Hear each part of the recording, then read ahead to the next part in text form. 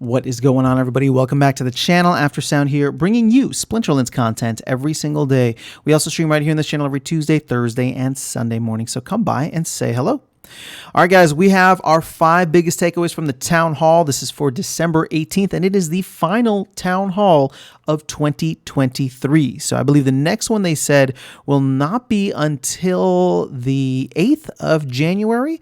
So yeah, it's going to be a couple weeks off, and there's a lot to discuss. Well, you know what?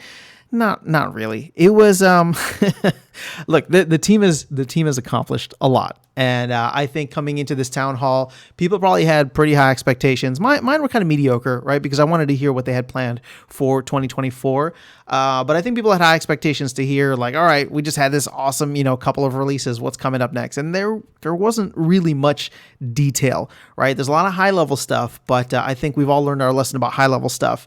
We got to wait until there's something a little bit more concrete. So let's go ahead and dive in. Again, I'm not saying this I'm not taking any jabs. I'm just saying, like, this is just what it is. I think the team did a fantastic job the last 2 months, or since Matt took over, and I am excited for 2024. But in terms of what we can expect, I don't know yet. I don't know. So let's go ahead and dive in. Number 1, they did talk about what their major projects for 2024 are. Now, there's a bunch of things still planned, right? But they did list out 2 things as the top priority. So these will be the main focus of the upcoming year. Land, right? And there's no phase number attached to it, but just land in general. And then the new player onboarding experience, which includes a bunch of different things, including tech monetization, including set rentals, including more tips and tutorials and things like that, just to make it easier for them to, at some point in the future, really jump back heavily into marketing. So let's get back to land for a quick second. We're going to talk about land more at the end, but obviously we have land 1.5 out now. The focus is for the team will be on getting land 1.6 and all the elements from there, which is just carry over from 1.5 out, and then work towards land 2.0. Now, with the new player onboarding experience, this is going to be something interesting because there's a lot involved here. So the tech monetization actually includes all the people complaining about mobile, rightly so. Tech monetization, and Ag used to talk about this all the time, where if they could just get a single code base. That is what the goal is. That way, every time they make an update, it just flows straight through to mobile and everybody has like an easy time. There's no second team needed. There's no separate support and implementation and all that. It's all just part of one thing. And I guess, I have the other thing open here in the background. So let me just double check. Okay. Yeah. So these are the main things that they want to get through, right? Land and the new player onboarding experience. Now, Matt and team did actually say, existing players will need to understand this and bear with us and kind of be team players about this whole thing, because existing players shouldn't really expect much in terms of new features within the game, which I gotta admit was a little disappointing, right? I was really hoping there'd be something about guilds, something about tournaments, something about just anything to spice things up for us. Obviously, the team said that they will still be planning other smaller things, right? So probably a mini set, there'll be burn events, there'll be promo cards, conflicts are set to go live, right? So that's going to be a whole thing in 2024 once that does go live. But in terms of like the major focuses, it's land and the new player experience. And the new player experience like encompasses so much with it. And what's interesting about this is because what's interesting about this is the fact that we know that there's no like marketing, right? And there's no like official marketing for the team anymore. And any marketing that they did during the bear market didn't really go anywhere, just because once players got to the game, it was very difficult. It was also a bear market, so it's tough, but it was also just very difficult for players to like really understand what was going on. Now, I think what the team is hoping for is if they can create an experience that is very seamless, right? You come in and maybe even part of your 3,000 credits that you get, part of like your spellbook purchase, means that you go out and you rent like an entire Bronze Rebellion deck from the, or maybe a Bronze Chaos deck from the marketplace, right? Again, I don't know how it's going to work. These are just ideas thrown out by Matt, and I think it's fascinating, but just the fact that these are all ideas being thrown out there, to me, kind of signals the fact that there's still a lot of there's still a lot of abstractness in the planning. And, I not that I expected anything concrete when it came to that, for example, but but it just goes to show that there's a lot of planning that they need to do. And I think one of the things that Matt had said is they're probably going to come back after the holidays and sit down with each team and figure out, okay, who can do what are the time periods for this. And if you remember, the next roadmap that they want to give us is probably by the end of January. So early January, they're going to come in, probably launch conflicts, do all the things that they need to do after the holidays, and then really focus on what they can accomplish for the year of 2024. So those are the two main things. One is not surprising at all, land. The other one actually is. It's not that I wanted new player experience not to be focused on, but as an existing player, I have to admit it's a little bit of a bummer because, as I said earlier, I wanted to see some cool things with tournaments. I wanted to see some cool things with guilds, game modes, whatever it is that the team might have been planning. It seems like they're going to put that on the back burner in order to really prepare for the upcoming bull run and any new players that might come and check out the game. So, I can't say that I disagree with their approach. If they just keep feeding the existing players, the game only becomes more and more complicated for new players. But this is just a casualty of the resources that the team has. And so I don't know. Does Splinterlands get a little stale over the next couple of months as the team focuses on that? And sorry, I don't mean this. I'm not trying to be salty. I'm just saying what happens with the game if there's no major updates to it? Are players going to start checking out after the novelty of Rebellion wears out, right? Now, keep in mind, I think there's going to be cool burn events. I think that there's going to be promo cards, all these different things, maybe even new reward cards, right, for Rebellion. So I think there's all these things that should help keep things spicy. But from an infrastructure perspective, right, for someone like me that wanted to see guilds and tournaments, I know I keep mentioning those, but they are important to me, and I'm sure many others. It was just obviously, okay, the team has to focus on X or Y, right? A or B. And for them, they're prioritizing A, which is the new player onboarding experience, which again, I'm not upset about, but I am bummed about the fact that all the cool stuff that we have been talking about for a while and hoping for seems like it's going to be put on the lower end of the priority list. But again, that's all it is. I'm just trying to give this to you. I know I probably sound super salty, but I'm not. I'm curious to see how 2024 will play out. And you know what? A rising token price is going to make anybody excited no matter what. It forgives all sins. Okay, so number 2. I think that this is really important because I 100% agree with Matt on this. Matt is against any DEC coming out of the DAO. He considers any DEC in the DAO as burned at this point. And again, I agree with him. I think that's how it should be. I think all that value should be eliminated and sent directly or indirectly, I should say, to SPS, because the moment it comes back out, it's going to be, it's going to eventually delay or essentially delay the flywheel. And Matt kind of pretty much said that, right? He said it's going to undo all the work that we've done so far, and that he would go as far as voting against anything that would have DEC coming out of the DAO. Now, he did say at some point in the very distant future, maybe, when there is just incredible demand for DEC and it wouldn't hurt too much for DEC to come out, then he might consider it. But in the short term, all these people who are talking about DEC coming out of the DAO, like I said, my only solution that I'd be acceptable or that I would find acceptable is if DEC is buying SPS, because that's essentially the same as burning it, right? Or locking it up in the DAO for something in the future. But at the end of the day, if we burn it, that's option number 1 for me. And it seems like Matt is of the same mindset. Okay, number 3. This was interesting. The company apparently has already been buying SPS for credits transactions. Now, keep in mind, everybody has been posting on Twitter or X, and Aggie's been FOMOing everybody in on MapChat and in Discord about how the team is under 300 million DEC now, which is less than $300,000 for back end credits transactions, which means if more money starts coming in for, through fiat or through crypto, basically to buy credits, the team's going to have to go and buy and burn SPS off the secondary market. Well, guess what? The team's already doing that. They're not burning the SPS, but they are buying it in preparation, which is interesting and makes me wonder if they were the reason for the massive pump that we had over 3 cents, because we are now with this kind of deflation that's happened in, crypto markets overall. Bitcoin dropped to 41 or a little bit under 41, and everything else kind of tanked with it. It's just a cool off period, right? A little bit of a dump or a dip, I should say.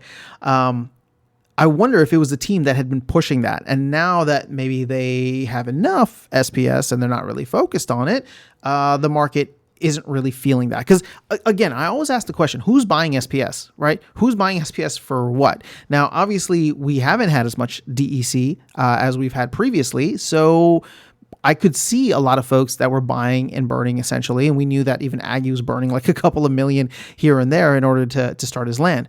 But obviously the company was buying a lot of SPS. And if they're stopping now, well, we could be in for a little bit of a lull that kind of coincides with the cooling off of the market. But it's good to know that the company's ready for this. They're not going to go and try to push DEC well above peg. They're just going to burn the SPS. And I think that that's awesome. So anybody who's excited about the flywheel, just know that we're actually a step closer to that. Actually, if you think about it, we are a step further from that, because I think everybody was expecting the team to start buying SPS and that would like shoot up the price. But now we find out that the team was already buying the SPS, which I guess is kind of like bad news. But either way, the team is prepared, and we just gotta wait for Bitcoin to take off. Okay, number 4, we did get an update about SoulKeep, and that is that there is no update as of now. Matt did reveal that his focus for this is not to take away any resources from the team. He's talked about that before, but that he is looking for a third party to come in and essentially manage this game 100%. So they would, own and operate the game, and it would utilize Splinterlands tokens and resources and assets.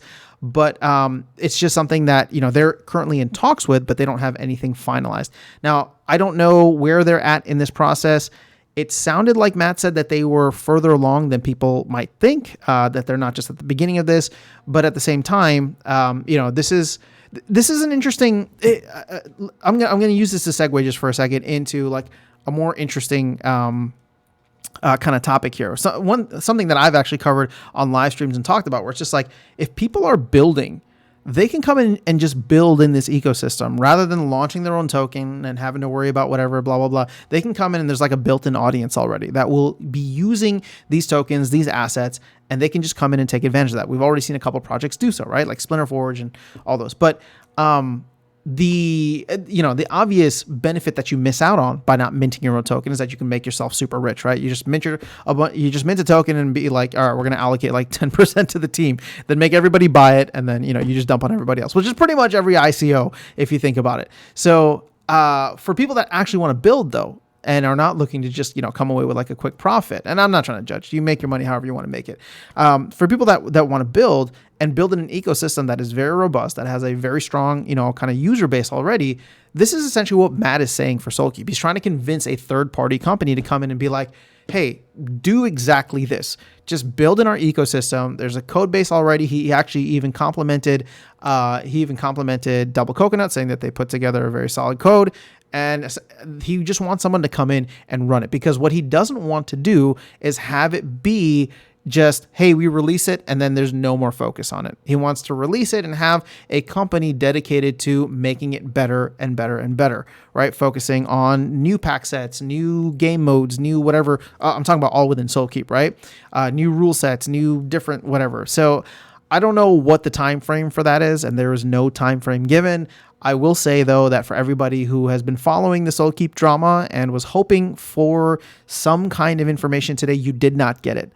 So I feel very sad about that for you and for me, right? I own a bunch of SoulKeep packs. I think that SoulKeep is the potential gateway drug to this ecosystem. And the fact that the team has not been able to either implement it or find the resources to do so is really disappointing. Just because this is something that really, had it come out in July with the massive crypto pump that we had gotten over the past 6 months, had this come out in July when they said almost, very, very close, I don't know. I mean, the Splinterlands ecosystem could have looked completely different. We could have had like 50,000 new players come in just for SoulKeep, right? And nobody cares about like the card game. The card game is always going to be niche. But my point is that you could have had a bunch of people come in because they love tower defense and SPS had jumped in value, and whatever the case is, it could have been. Again, I know I'm like hindsight's 2020. We're dealing hypotheticals, but I'm just trying to convey once again how strongly I believe in SoulKeep, or a game like SoulKeep being this kind of more arcade style, casual style game that can onboard a ton of people into the Hive and Splinterlands ecosystems. But I'm just going to go ahead and leave that there because otherwise I'll start to sound salty like everybody else about Soulkeep. And the fact is, we just don't know. We just don't know where it's at. So hopefully, Matt is working on that third party and has something he's able to share with us in the early 2024. But as of now, there is no real significant update. All right, let me close this out with Land 2.0. There were a couple of different things here which I thought were interesting and worth sharing. So obviously 1.6 is going to be the main focus moving forward with 1.5 out, and there's still a lot of stuff in there. And if you had watched I made a video about this a while ago about how, when can we expect like 2.0 to really start being implemented? Because there's so much in 1.6. And if we imagine each of these things, right? So the grain LP, the prefix titles, the soulbound reward cards unlocking. If we imagine that all of these things took a month apart or a month apiece, I think there were like 6 or 7 items that would take us into the middle of next year. Well, the interesting thing about Timeline is Matt was talking about the white paper and saying that this is a draft and a work in progress, and he looks forward to working with the community over the next 6 months in order to finalize all of the details. And again, I'm paraphrasing here, right? And maybe I misheard it, but that's kind of how I understood it, which makes sense with the timeline that I had given, that in his mind, Land 1.6 and all the different iterations, all the different amendments or addendums that are going to be put in for Land 1.6, that's going to take roughly the first half of the year. So Matt and community have the first half of the year to really iron out all the details of Land 2.0, and then they're going to start working on it. So when I say I don't think Land 2.0 in the form that we're seeing it now with these posts is going to come out in 2024, it's going to be a 2025 thing. It's because the window's already shut down to 6 months, right, or shortened down to 6 months. The first 6 months are going to be 1.6, and then I hope, and Matt's already said this, right, that maybe they can implement certain things, ahead of others, so it doesn't have to be this major release. And I'm going to take Matt at his word there because I think it makes sense just not to have a huge major release that keeps getting pushed back because everything needs to fit perfectly. But instead, you have little small things that are put out here and there. That's my hope for 2024, the second half of 2024. But in terms of having everything working in the way that 2.0 has been shown to so far, right? With all the different posts that have been there. I don't know if we're really going to get that in 2024. I hope we do. I really hope we do. But consider this.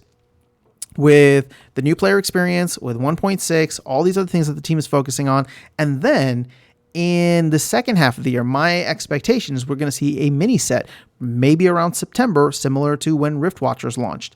So if that comes out, there's like a limited window there in which the team can kind of operate and have like more Land stuff come out. Now, granted, the team did launch like Land a week before Rebellion, so they could just, push everything together again. I don't think they want to do that. I don't think we'd want to see them do that.